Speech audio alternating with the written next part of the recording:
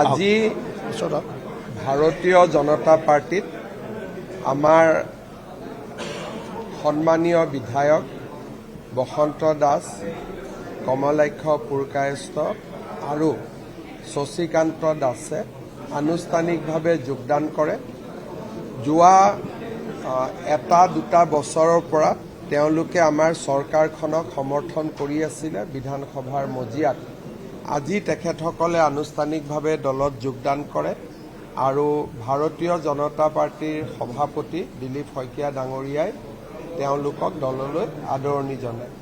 ময়ো তিনিওগৰাকী বিধায়ককে ভাৰতীয় জনতা পাৰ্টিৰ মজিয়ালৈ আদৰণি জনাইছোঁ। ইয়াৰ লগতে কমলপুৰ সমষ্টিৰ প্ৰাক্তন বিধায়িকা উত্তৰা কলিতাৰ পুত্ৰ আৰু যুৱ নেতা পাৰ্শ্ব বব কলিতায়ো ভাৰতীয় জনতা পাৰ্টিত যোগদান কৰে আৰু বিগত নিৰ্বাচনত তৃণমূল কংগ্ৰেছ দলৰ প্ৰাৰ্থী কমলপুৰ সমষ্টিত কংকন নাথেও আমাৰ দলত আজি যোগদান কৰে। সকলোকে মই আদৰণি জনাইছোঁ। তিনিওজনৰ প্ৰাৰ্থিত্বই আমাৰ যিটো ষ্টেট ইলেকশ্যন কমিটি তেওঁলোকে বিবেচনা কৰিব। যোৱাকালিলৈকে আমি বিবেচনা কৰিব পৰা নাছিলোঁ, যিহেতু তেওঁলোক কংগ্ৰেছ দলত আছিলে। এতিয়া তেওঁলোক যিহেতু আমাৰ দলত যোগদান কৰিলে, গতিকে তিনিজন প্ৰাৰ্থীৰে নাম পেনেলত আহি যাব। তাৰ পিছত যোৱাকালিয়ে মই কৈছোঁ যে আমাৰ তিনিজনীয়া আৰু পাঁচজনীয়া পেনেল হয়।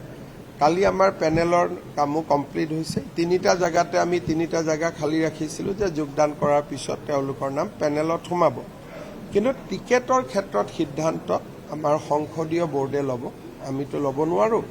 আৰু কিন্তু তেওঁলোকৰ লগত আমাৰ কথা বতৰা আগতেই হৈছে যে বিজেপিত কোনেও টিকেটৰ কাৰণে যোগদান নকৰে, কিন্তু টিকেট পোৱাত কাৰো বাধা নাই। নতুন পুৰণি বুলি কথা নাই, যোগ্যতাৰ মানদণ্ডত টিকেট নিশ্চিতভাৱে পাব পাৰে, কিন্তু টিকেট পাবই লাগিব সেইকাৰণে যোগদান কৰিছোঁ তেনেকুৱা কথা একো নাই। গতিকে আনকণ্ডিশ্যনেল যোগদান। কিন্তু মই যেনেকুৱা বিজেপি, আজিৰ পৰা তেওঁলোকো বিজেপি, গতিকে সমানভাৱে আমি সকলোকে চাওঁ বা চাবৰ কাৰণে আমি যত্ন কৰোঁ।